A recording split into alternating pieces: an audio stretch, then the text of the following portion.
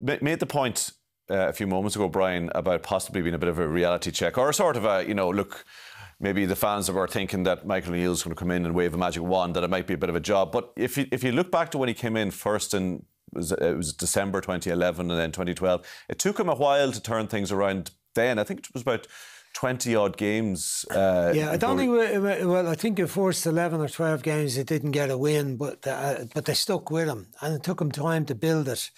And he obviously brought everyone... I think he had to persuade some players to come back to play and all that sort of work.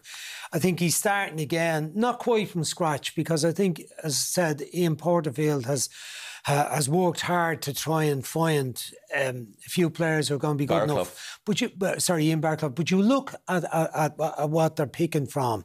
They don't have a great selection to pick from. They don't have a huge population in the first place. And they don't have a lot of players that have come through the system into the Premier League, much like ourselves. We've had little players recently have started to emerge, particularly in the attacking positions. They don't. You look at their players, Washington's playing at Rotherham, Dean Charles is playing at Bolton, McGuinness is playing at Wigan, struggling in the Championship. And they don't really, they're waiting on others like Bradley and Shea Charles to emerge. But that can take time. They've done some very good underage work up there. They've got a full-time academy. Not a huge number of players in it, but they're starting to try to develop their own players again and hope that they can get them through the better level that the players are playing at. You look at his team was so successful. He had the basis of the solid spine through the team. The likes of Stuart Dahl, Aaron Hughes, even though he was dropping down